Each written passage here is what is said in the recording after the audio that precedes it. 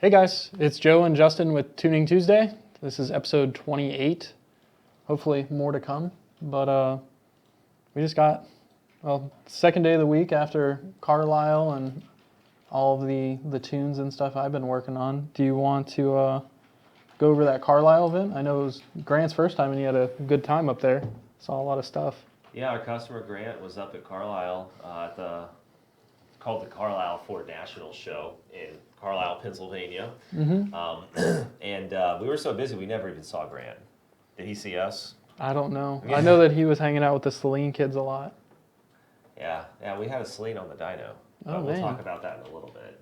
Oh man. Yeah, so we hauled me and Rebecca hauled the dyno up to Carlisle, got set up on Thursday night. The rest of the crew flew in on that evening as well. And we did the show Friday, Saturday, and Sunday.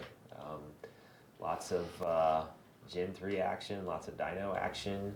A good time talking to our customers. Busy, but always a good time getting out there in the field. I think I saw Brian, is it Brian Mockerlidges? I don't know how to say his name, but the F100 with the GT500 swap or something like that. Yeah, he was on the dyno. Still fighting some fuel system issues on that car. Oh man. So he at least has a direction to go now. That works. Is it like a power issue or draining the sump or what type of fuel system issue? He was on the dyno beforehand, and he was on the dyno a little while ago and had some issues. We were troubleshooting wiring issues, a bad pump. Now we're troubleshooting pressure issues. So I think he's going to get some of his regulator stuff reworked and some other little things, but it just doesn't make enough pressure to sustain wide open throttle. Does it maintain it on the hit and then start to bleed off slowly, or is it a pretty flat and then takes a nosedive? It's a pretty bad nosedive. Okay. And I mean, this is a good learning experience for our customers. It has so little fuel that it breaks up and doesn't run. Okay, so like 1.2 lambda type stuff? Yeah, and without proper data acquisition, data logging, we would have been trying to troubleshoot spark blowout and bad coils, bad spark plugs. And since that's a control pack on a GT500, it does not have wide bands because they didn't make a wide band control pack for GT500 engines. But we did have a fuel pressure sensor, and we were able to data log that and see right away that fuel pressure dropped to 9 psi. That's definitely not fun. And just as some general guidance out there, GT500 applications, Cobra applications, the factory sensor is boost and vacuum reference. So you should be 40 psi plus or minus a couple pounds basically all the time. And on Coyote, you should be up around 50 to 60 pounds. So if you see drastic drop, that's a problem and it needs to be looked into.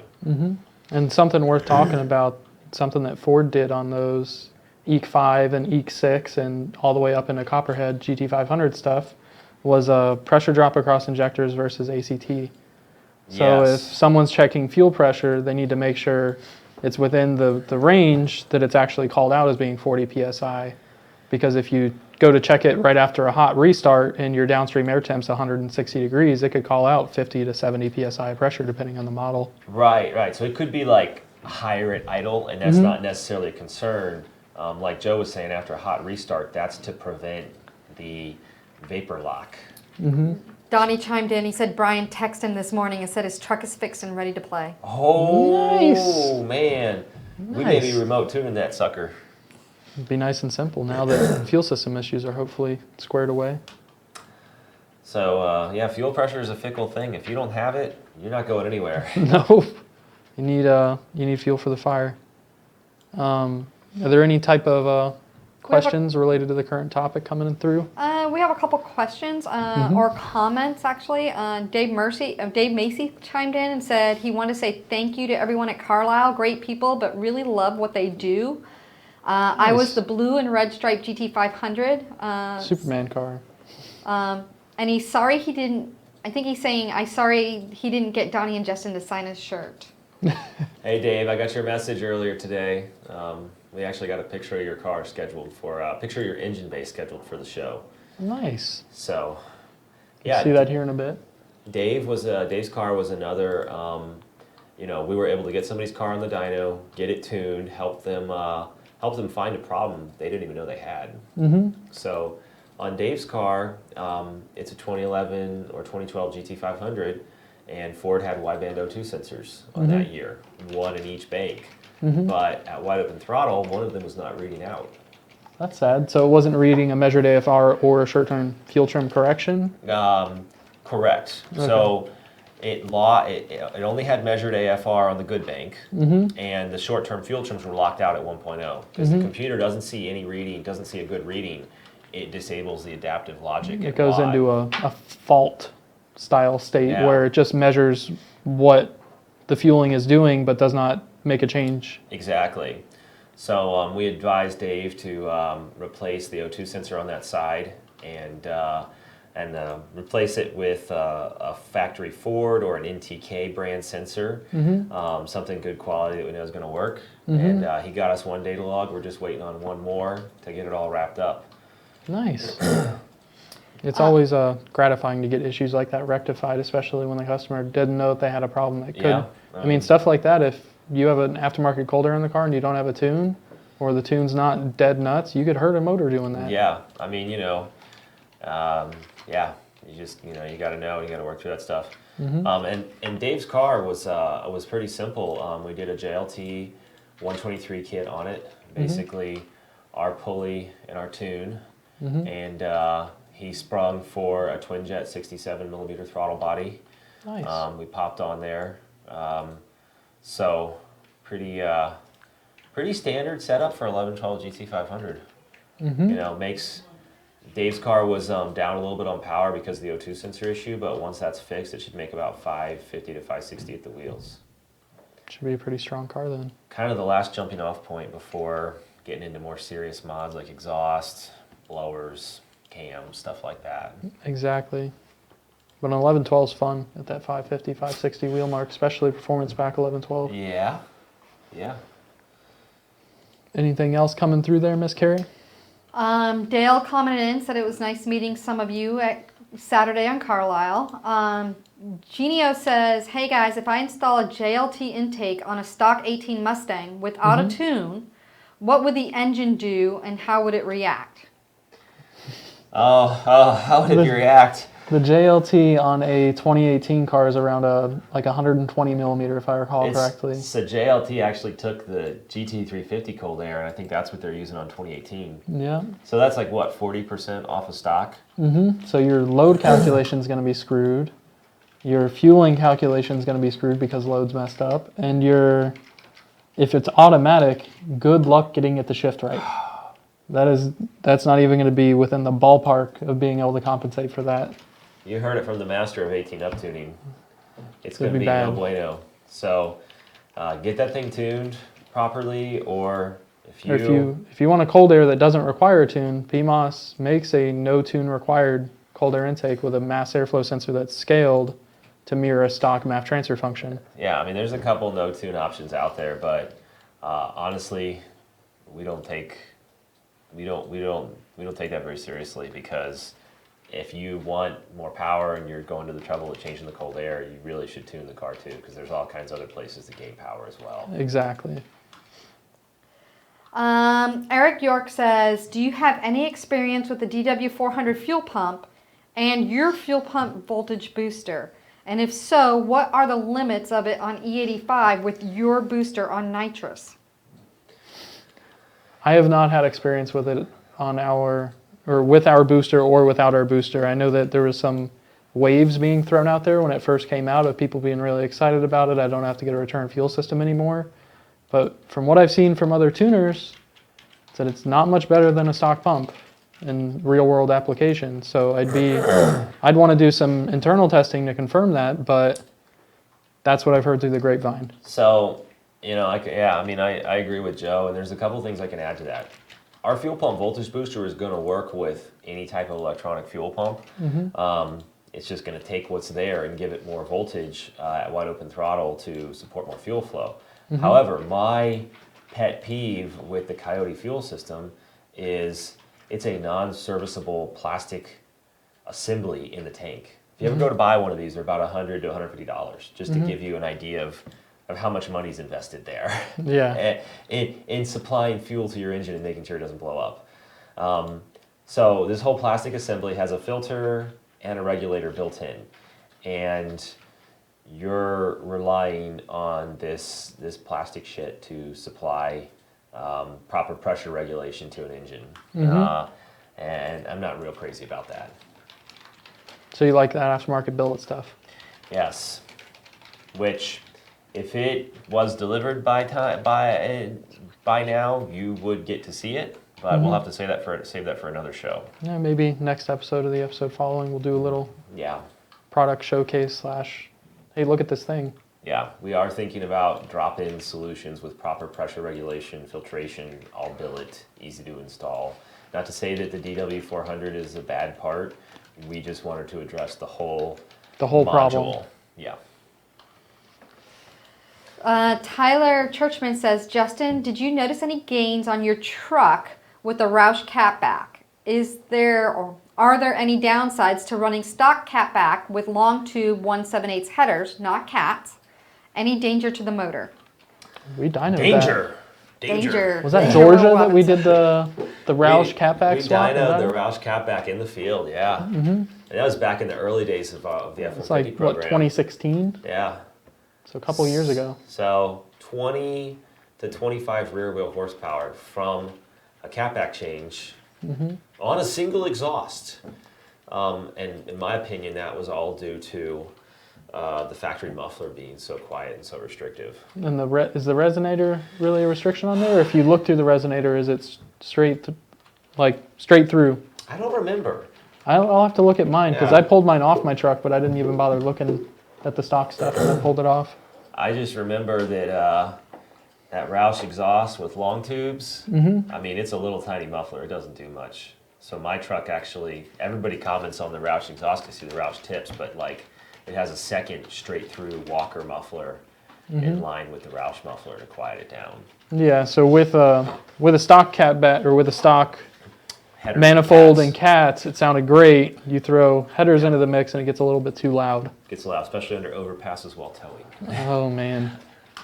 Which we do a lot of with that truck. Yeah, I mean, that truck's got 42,000 miles on it, and it's, Probably it's what, 30 of that's with blower, maybe even a little bit more. 35, 37 with a blower. And we've towed to Pennsylvania, Mustang Week, everywhere with it. Oh damn. What else we got there, Miss Carrie? Let's see here. Melvin wants to know, have you tried the JMS digital trans brake kit for the 6R80? Define tried. No. Personally, we're not interested in that. I had one cause problems on the dyno. Heard of other concerns. Doing a trans brake on the 6R80 is enough of a. It's a very rough thing, I guess I would say, and yeah. I think you only need to run a trans brake if you have very, very specific reasons for doing it. Like a single 90 millimeter turbo on a stock displacement 5 liter with stock cams? Yeah, there you go. You have to spool the turbo, or you have to cut lights on a Pro Tree. But for the regular enthusiast, I don't believe in a trans brake. Genio, the gentleman who was talking about installing a JLT intake on a stock 18 Mustang without a tune, came back and said that he had put it on, but he hadn't loaded the tune yet, and it would hardly stay running. He says as he started it would run and was very erratic, even after he loaded the tune. He said after he loaded the tune, it was awesome.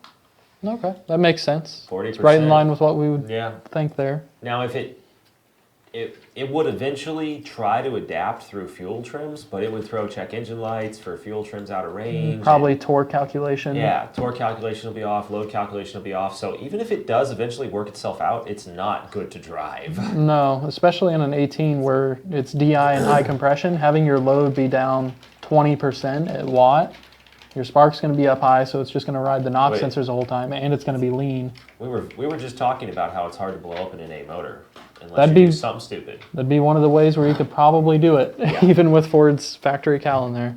Yeah. Rami says, what is the best mods for 14 Shelby GT500 without blowing up the motor? All of the mods. Oh man, 14.5.8. So stage 4 kit. Yeah, stage 4 kit. I mean, long hell, tube we have headers. a lot of those cars with blowers on them that don't have problems with blowing up. I mean, you could do a blower on it and not really, within reason, have an issue with worrying about I mean, engine taking a shit. Grant's car ran around for the white GT500 that made 1200 plus ran around with a stock motor at like 780 to 800 for 2 or 3 years. We actually had to convince Grant to build the motor before he blew it up. But it held up great, you know, on E85 at 800 rear wheel for several years. Yeah, No. I'd say that most people that have problems are probably trying to push it too hard on a limited octane, as opposed to the guys that are going out on race gas or E85. Those motors need octane to live. I mean, they're 9.2 to 1 compression. They run 14 pounds of boost stock, 16 to 18 when modified. But top mods, stage 4 kit, get a throttle body on that sucker, and get some good exhaust on it. Long tube headers make big gains. And then if you wanna help keep the car more consistent, a fan heat exchanger helps. Even on the 1314 with the better heat exchanger, Yeah. the heat exchanger only does you good when you got air going across it. So fan It's heat only a single exchangers, pass. yeah. And 170 thermostat, you know, I'm never unhappy to have one of those in a car. What about you, Joe? Yeah, I mean, if you're not the EPA or Ford having to get cars up to temperature and keep them at a higher temperature to keep their efficiency better, every one of the people watching basically, a 170 thermostat's not necessarily a bad thing. Yeah, I mean, the car doesn't actually run 170. It's going to end up running like 180 to 195, but that's better than the 200 to 215 that it's going to run with a stock thermostat. Exactly, and I mean, the fans don't even, they're like blended to come full on, but they don't even come full on until about 223. 223, you know, with the stock fan settings and the stock calibration and everything, Yeah. you're already just like freaking pulling timing and losing power due to heat soak. Yeah. Marcus says, what does a stock Gen 1 Ford TVS make on 12 PSI 07 to 12 GT500? He said, car is 605 crank horsepower package from Shelby. It's a Super Snake package. So it probably makes 550 wheel at 12 pounds. Yeah. Maybe 570 wheel. So we actually did a story on that back in the day. Damn. Steve Turner's Project Vapor Trail. That's what his car started out with, the 605 horse. He actually bought the car from Anderson Ford, Rick Anderson, Anderson Ford, with the blower kit installed, and then started doing stuff to it. And Oh, we damn. did a pulley, then we did throttle body, and we just kept on going with it. So the guy that's asking the question, if he hops up on that Google machine, he would just Yeah. have to look up Project, what was it again? Vapor Trail. Vapor Trail. Yeah, Okay. Mustang360.com, Project Vapor Trail, if we can find it in, you know, the archives of 5.0 Mustang and back in the day. It's so weird to think of that 5-10 years ago you'd go to the forums to find answers to your questions, but now that Facebook's out there, it seems like some of the forums aren't getting the support they used to, and the forums are dying, so all those archives of information are dying slowly. Yeah. So it's like if you I'm not going to remember this shit forever either. if you wanna keep that info, start saving. Yeah.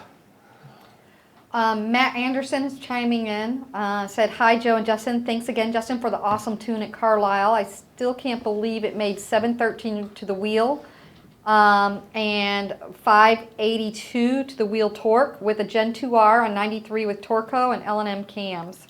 Hey, Nice. Matt. Thanks for saying hi. Glad you're happy with it. Chris, you want to run that picture?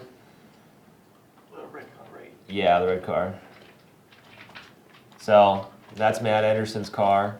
Gen 2R setup, 123, some nice engine bay dress up. And you got the picture of Matt holding the dynograph? Oh no, you got the dynograph up, so that's good. Yeah, I There we mean, go. you know, cams and a stock motor with a reasonable pulley size. And And Joe, I know you've tuned some of these cams before too. Mm-hmm.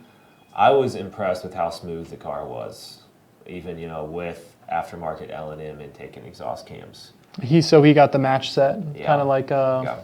And Larry Duran did. I mean, and they had just a little burble, but it wasn't annoying. Okay. It wasn't like, you could just tell, like you just took off idle and the car was smooth, and you know, no limiters, no lockouts, full VCT.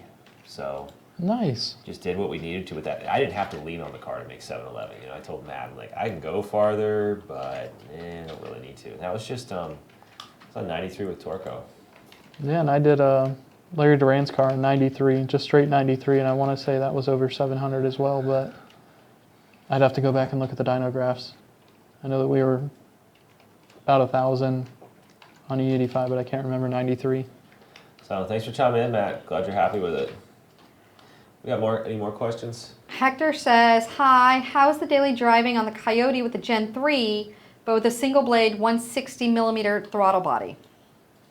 It really depends on the setup. We're still doing continued 160 and 173 calibrations.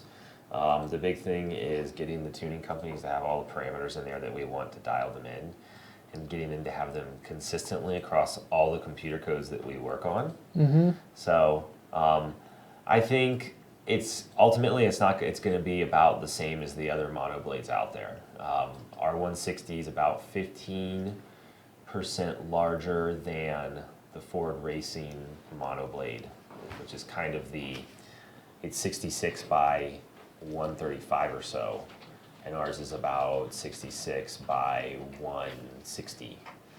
So it's a little bit larger. It's going to end up being similar as far as how that drives. Just got to get it all hammered out.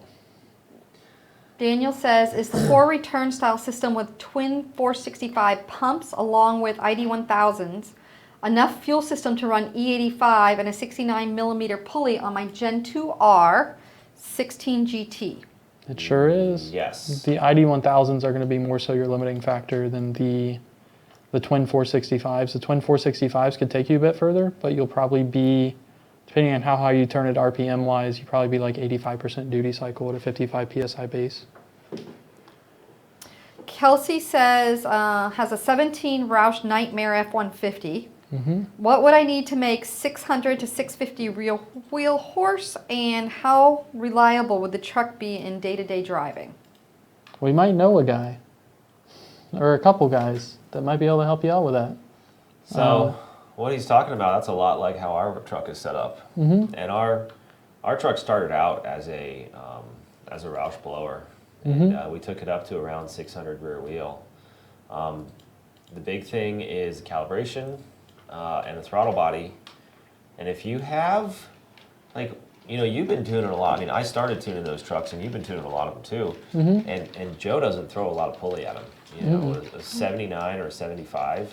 Yeah. So if you've got a phase 1, like a truck that was delivered with a warranty, you've got an 80 millimeter pulley. If you've got a phase 2, which is non-warranty, you've got a 75 millimeter pulley. But really, we just want to see calibration and throttle body to start with in that truck.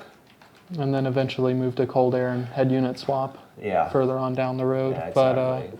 if you want to make 600 wheel, 93 octane, C level, throttle body upgrade, maybe like a 79 millimeter pulley, and preferably some 93, mix a little bit of Torco to get to that 600 wheel mark. On my truck, I have the better head unit, our Gen 2R head unit, and the better cold air than what the Roush comes supplied with, and the better throttle body. But I made 600 wheel with a twin 6779 and just straight 93. Right. I think running a Torco or Octane additive in a situation like that with the Roush head unit would help offset it closer to that 600 wheel mark. It may still not be able to achieve it, but Yeah. at least closer to that mark. Yeah. And, even with those trucks being 10.5 to 1 compression, lower compression than a Mustang, we still want 93 in there, and Torco is nice if you're racing, but it's not, the low compression allows us to run more boost and a little more timing. Exactly. Don says, any reason a tune would affect the rev matching feature in sport mode on our 6R80? It Why, sure yes. can. It sure can. If you're tuned by us and you want rev match downshift on the transmission, just let us know if we've disabled it or turn that portion of the cowl off, and we can re-enable it. Yeah, if it's something like Joe said, if it's something you want, we can make sure it stays there. But it's all in the torque reduction. That's how the Ford logic makes that work, which is a whole other story. Yeah. But That's a very complicated book, actually. yeah. But yeah, that's something that can be affected by the tune. Daniel says, how much more would E85 would he use in comparison to gas in a stock S550 GT? About 30% more. It's a lot of volume. All the way up. I'm sorry? I said all the way up. All the way up. Shannon says, what's up, guys? Love the videos. In your opinion, which one is better for a street car for power on stock internals? An 07 to 09 GT500 or a 15 to 18 Mustang GT? I feel like that's the wrong year range, 15 to 18. Those are 15 and 18 are two completely different cars from a power standpoint. So he's thinking about buying a car, it sounds like. And we get these questions occasionally because people actually contact us before they mod the car. Which is always a good idea if you're Yeah. planning on a build with a car you haven't even bought yet. I've been talking with a guy who sold his GT350, wants to pick up a 500. He's kind of thinking about the future 500, but the old GT500s, we know exactly what to do with them to make power. Of course, there's a cost factor. You save so much money buying a used car over a new car that you can put all that money into mods. That, and I'm almost, from buying a used car standpoint or buying a new car and hitting the depreciation side of things, I'm almost always for buying a Boss or a GT500 over buying a new car, because if you're going to keep it long term, you're going to save more money per se. Yeah. Buying a Boss or a GT500 because they're going to retain their value, whereas buying a base GT, if you're looking to do something long term with that, you're going to get murdered over the next 5 years. That base GT might have hail damage and might get regular burnouts done in it, and the tires burned off of it and be sitting in our parking lot. Exactly. And not really be worth much anymore.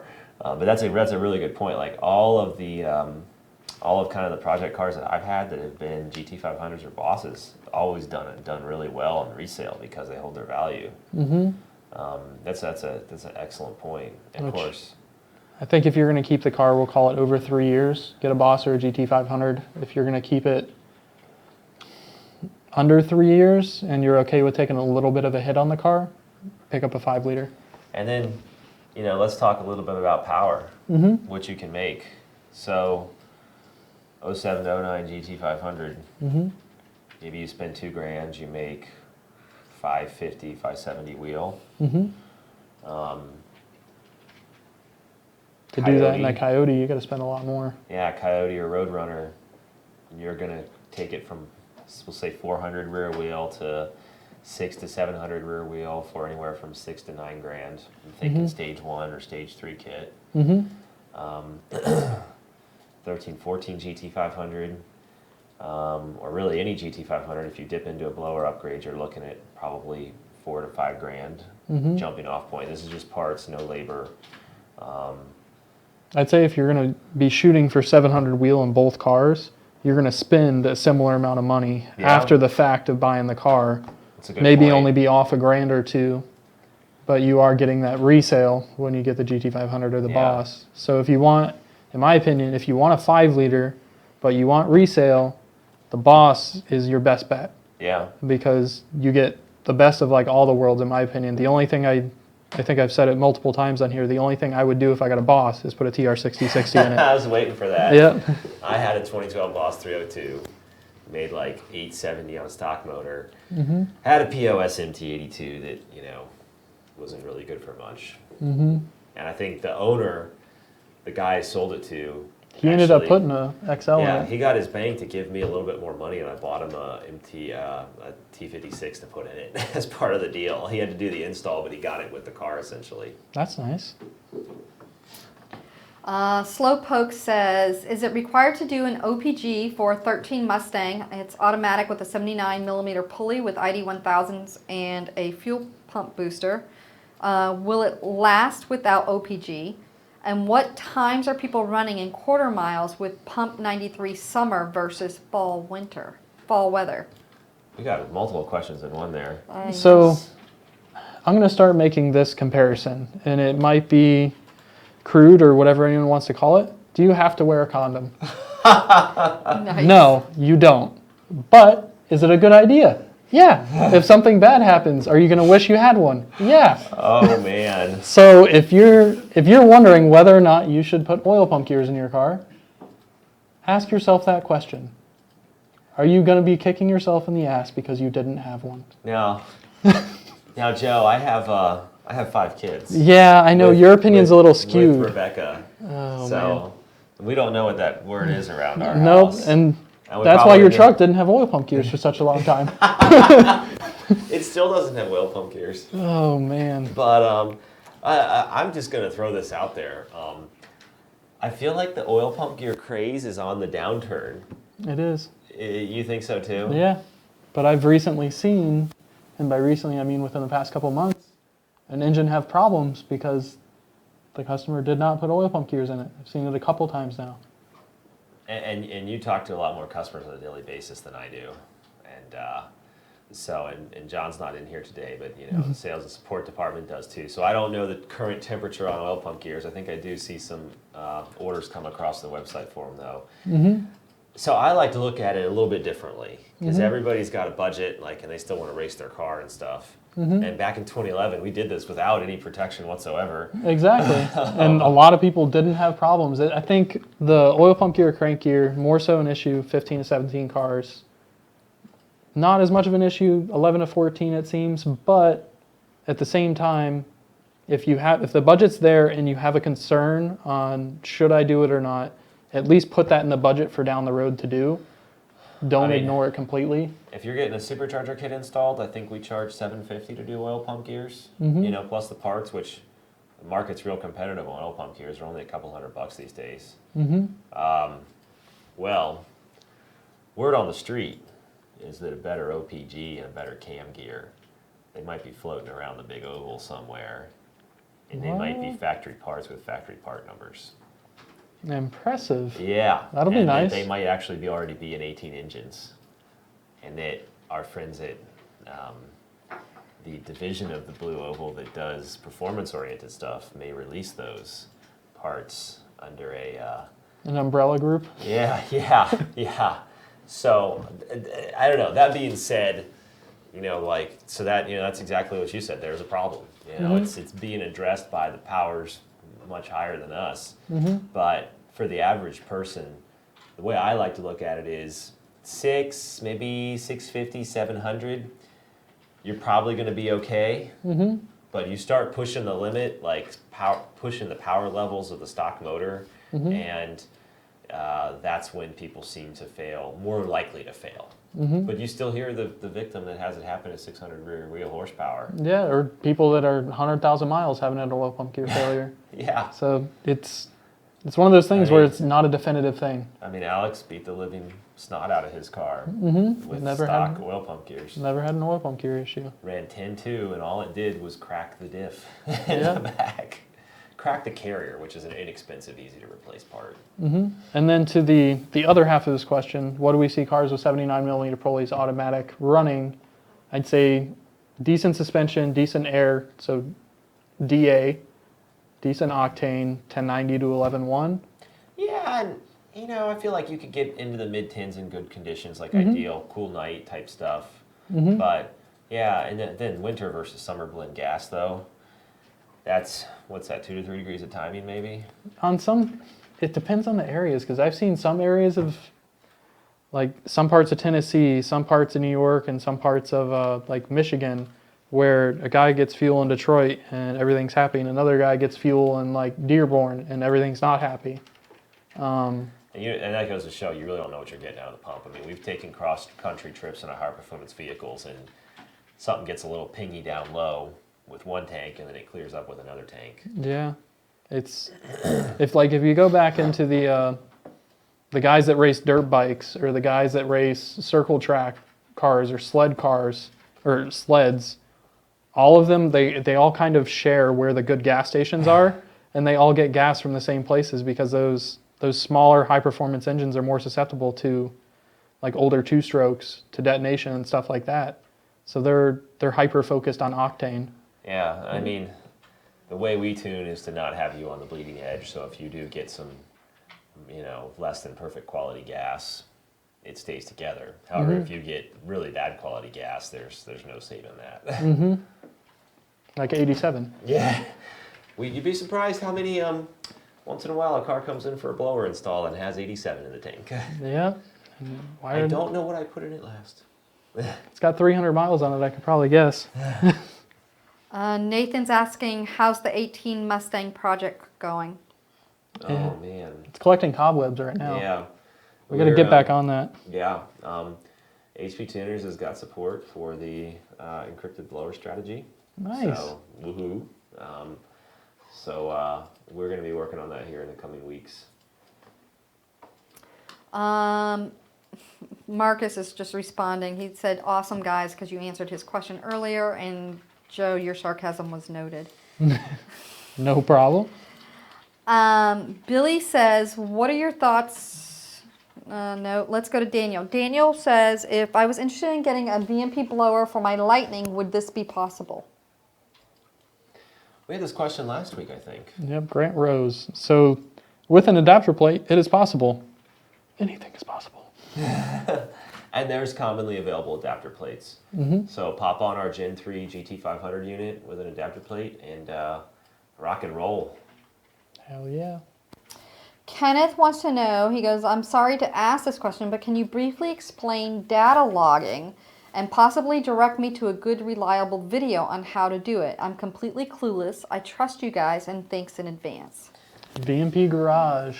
We have a few good videos on there. If not, I can send you a couple links to some. There's some on our VMPPerformance YouTube page, all on data logging, a brief walkthrough. Go to sctflash.com, go to the support tab, click on whichever device you have, SCTX4, BDX, RevX. Download the LiveLink software, device updater software. Make sure that they are operating properly on your computer. Plug the SCT device into your car, plug it into the USB port on your laptop, and make sure that you have communication with the vehicle and that there's not a series of question marks popping up, because that usually means there's a driver issue or a connection issue to the car. And then really to go much further than that, you'd probably be better served by watching one of the videos we have either on not our Facebook page, on our YouTube or our VMPPerformance Garage. I just an FYI, guys, I just pulled the link from our website, and I'll put it in the comments so that way people can access it. Nice. So that begs the question, do you need a data log? In most cases, for half the people out there, no. And I say half because we do a lot of blower cals, and we do a lot of fresh install blower cals that were done by end users. And I find that most of the time it's good. Sometimes it's not. Sometimes your intercooler pump's not bled. Sometimes you missed a clamp, or you didn't notice that a coupler wasn't connected all the way, stuff like that. And it's a good thing to at least have us take a peek at it after a blower install. But most naturally aspirated setups, there isn't really a need to data log. Yeah, I mean, our tunes are pretty spot on for naturally aspirated. And the way I like to think about this is the more you modify your car, the more potential for all those problems Joe talked about to crop up. But if you're just doing a cold air and a tune, pop that sucker in there and run it. When you do a blower, we can spot things like inadequate fuel supply, spot things like the intercooler pump not circulating, and then performance. If you ever dyno your car or you ever drag race it, you should data log it. Yep. Because we can identify why the car is or is not performing well. Yeah, and it's one of those things where you don't want to take it to the track, not have data, have an issue or not have an issue, and then not have a repeatable means by which to Fix that issue. Exactly. So like if you're out at the track and you're trying to figure out why you're trapping 2 mile an hour lower than the last time that you went, if you don't have data logs of both the times that you went, how do you know whether, all right, my DA is similar, but I'm 2 miles an hour lower. What's the difference? Yeah. You don't know what the difference is because you didn't data log it. Yeah. Brian Mockeridge Mm-hmm. says, "Hey Justin, this is Brian with the F100. So I got the fuel figured out. The truck pulls hard in every gear, 1 through 4. What should I do next to finish the tune, or is it good to go as it is now?" Brian, why don't you take a data log and have somebody video your air fuel gauge and drop that in me or Joe's inbox, and we'll review it and tell you where everything stands. But we just need to make sure air fuel's good at watt, and then look at a data log, because like we were saying, non-wideband GT500 control pack, basically 07 to 10. Mm-hmm. So we'll have to rely on an aftermarket wideband sensor. Mm-hmm. And if you're going to record wideband, make sure you get TAC in the same frame so we have a point of reference to know what we're looking at when we're looking at a data log. Because a wideband, the only thing we really have is the start point and end point if we Yeah. don't have RPM, and we have to And- guess in the middle. Yeah, and I mean, Joe's got an excellent point. It's nice to have air fuel reference to RPM. Mm-hmm. We can do it by sound and by start and end point, but we can get a little more accurate tune if we know what RPM interval it's at. And you know what? That begs the question: do we tune by RPM? No, we tune by math counts, but we can't get a visual display of math counts unless they hold the laptop in front of the screen. So then, And even then, you can go further and say, how do I account for the transport delay? yeah, Because you do have to account for the transport delay. yeah, by experience mostly. Yeah. And what Joe's talking about is we actually take the data log and we reference RPM to math counts in the data log, and then make the air fuel adjustment, to that part of the mass air transfer function. Mm-hmm. Because we don't really tune by RPM, we tune by airflow. Mm-hmm.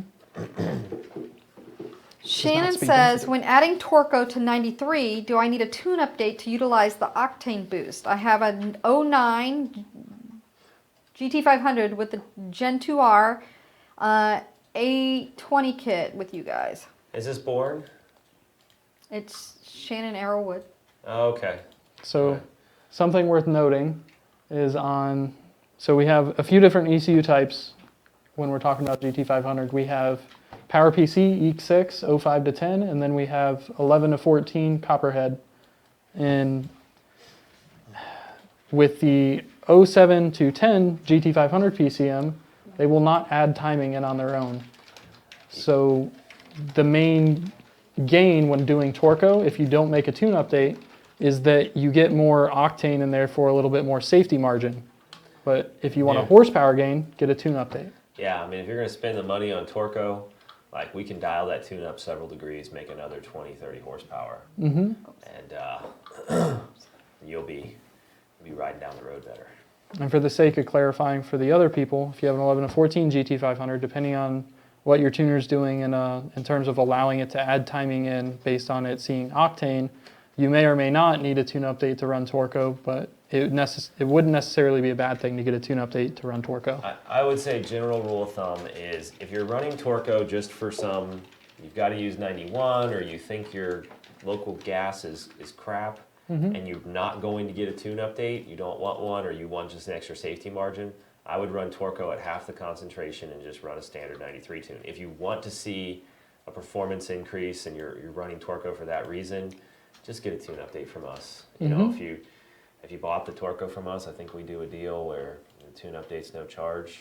It's either no charge or $50 instead Yeah. of the $100 for race fuel, because we Yeah. have on the tune update form we have a 100 octane and then we have a race fuel. Okay. The race fuels are $100, like E85, methanol, C16, that type of stuff, and then 100 octane, so like a 93 $50. plus Torco is $50. And by the way, around here, we just basically call a standard mix of Torco or Boostane or VP Octanium. We just call it 100 octane for comparison's sake. We see it, I'm not going to split hairs over 1 or 2 octane points at that level. Yeah, neither am I. So, Robert says hello, and I really enjoy the show. I thanks, have Robert. a 2012 GT500 with a JLT 123, 2.5 VMP pulley on my factory Eaton supercharger and tuned. Would the VMP twin 67 throttle body make a difference if I don't plan on adding a whole lot of more mods? Just a VMP triple pass heat exchanger and maybe long tube headers. I'll let you Yes. take that one. Yeah, it's going to be worth another 10 to 20 horsepower, so throw that on there. I mean, there's not much else you can do on a stock blower, and it's certainly a lot less expensive than a new supercharger. We've only got about 10 minutes left here, it looks like.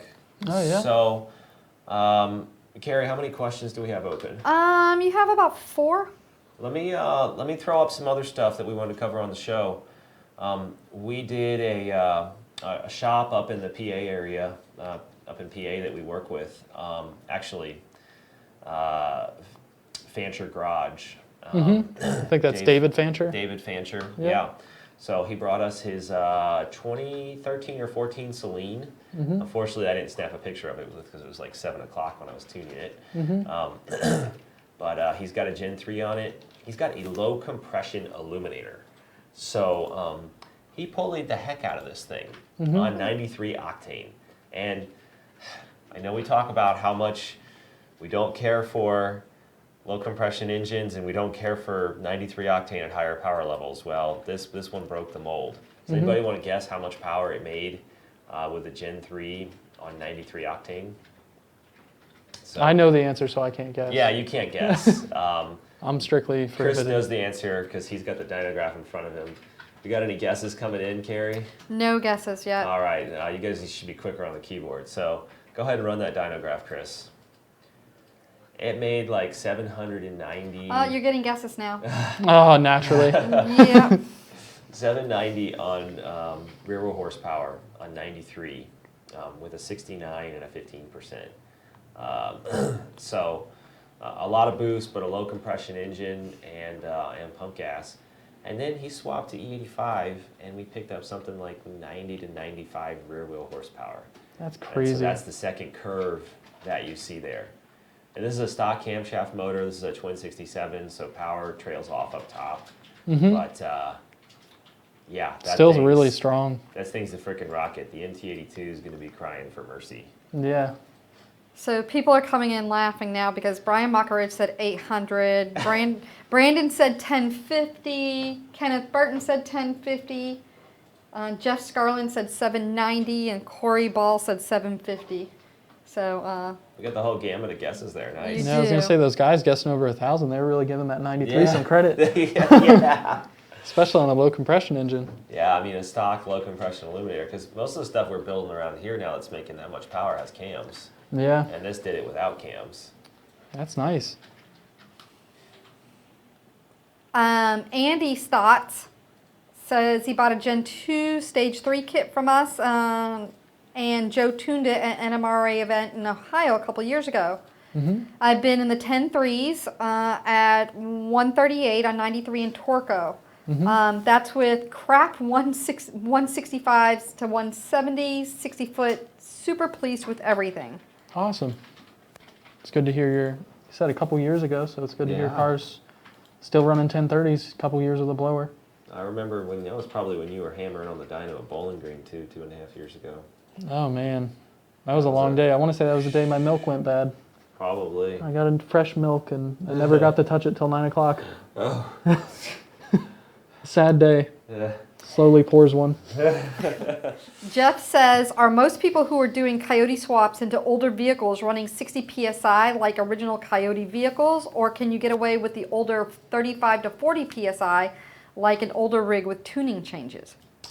Well, With tuning changes, you can run 40 PSI without really any problems as long as the injector side of the calibration scale do allow 40 PSI or you manipulate the injector data to where it's proper for 40 PSI. I had a Coyote swap on the dyno this weekend that started out at 55 PSI and ended at 25. So it had some inadequate fuel supply issues. But, and one of the things I'll add is that the control pack for the Coyote swaps that Ford Racing does, just the way it comes is designed for 55 PSI. So you can run 40 PSI, but I don't know why you just don't run it at 55. Yeah, that and the only way that you should be running 40 is if you're tuned for it and your tuner explicitly set it up for 40. Don't have a control pack on a stock tune and try to run it at 40 PSI because you're not going to have enough fuel. Kara, we've got a few more minutes here. Chris, do we have any more media to run? Jason's gone. Jason's, LaCroix. Yes. So, you want to run the engine bay first? So, we're equal opportunity here at VMP. One of our customers from Canada that we see every year in Pennsylvania has a Whipple 2.3 kit on a 2013 GT. And he got a smaller pulley on that puppy, 3.1, and did a fuel pump booster. It made 600 of the tires. Nice. So, and it looks like it still has a twin 60 on there. I can't really see too well from here. He did a twin 67 about a year ago. Nice. So, I think, Chris, I think that's a twin 67 on there. Is that right? Polished? It's polished, yes. Yeah. Okay. Cool. So, Did you data log boost on those poles? I didn't, but from experience, a 3.1 is about the same size as our 82 Okay. millimeter and makes I was about, going to guess about 11, 12 pounds. Yeah, pretty much about there. Okay. And we got a picture with his car and the whole crew except for John. John was talking to a customer, so he wasn't able to be in the picture. Sad. Yeah. But he brought us T-shirts from the Canadian Mustang Club that he's part of, so that was pretty cool. Nice. So thank you for having us tune your car. Any other media to run, Chris? I think that's it. Hot So- diggity daffodil. I guess Yeah. hammer on the last couple of questions for the last couple minutes. We had the homeschool group over at the shop yesterday, so we're making a video about that. And Rick's car is getting a real aluminum Gen 3 blower later this week. Nice, So, nice. exciting stuff that's going on. And So what's your goal power-wise for Rick? For people that don't Well- know, he's stock cams.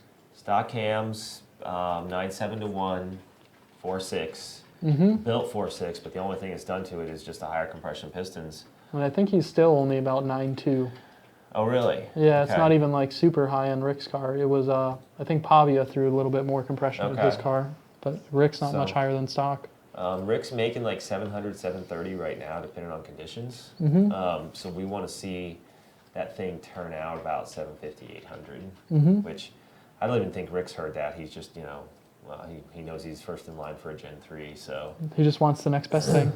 yeah, I mean, if we could make 8 on stock camshafts, we'd be happy campers, because then the cammed cars would make 850, 900. Yeah, and he's still on an unported lower manifold, all that stuff, stock intercooler. Rick's a budget racer. Rick is chiming in Oh, on man. YouTube, and he's like.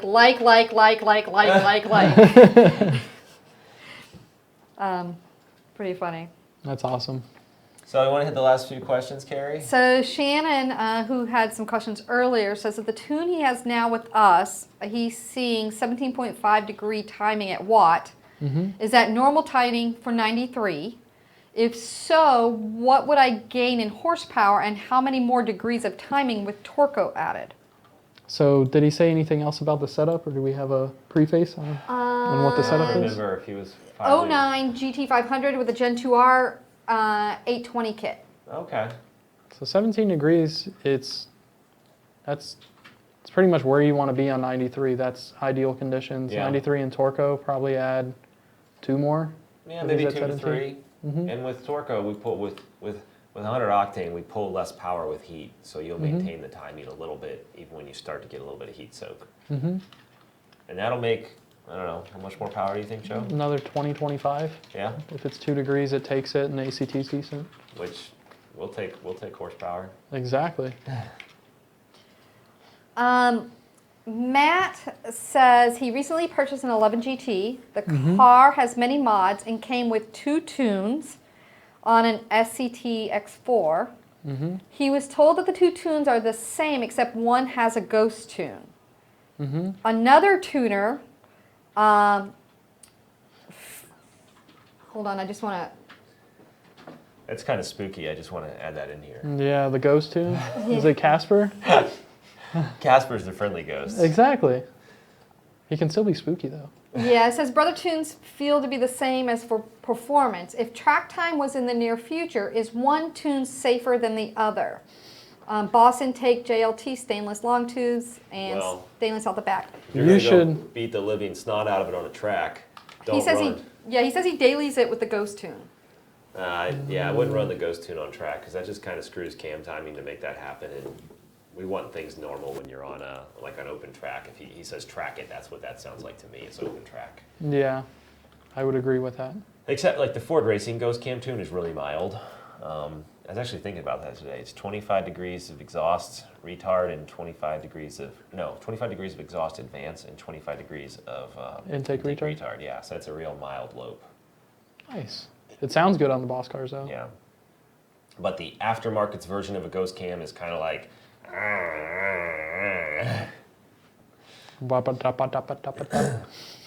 At car shows, you hear them all the time. I haven't done one in a while. Would that be like 40-10? Yeah, something like that. You get up in that 40-degree intake retard region. All the EGR effect. Mm-hmm. I think we're going to place, and we're Okay. at 2:31. So We talked about a lot of stuff. Mm-hmm. Carlisle, and threw in some stuff in there for Rick and some shop talk and various things. So All the things. Thanks for tuning in, everybody. Like us on Facebook. Subscribe to us on YouTube. If you Share like our the show, videos yeah. with your friends if you like the show. And we'll see you next week. Have a good time, guys.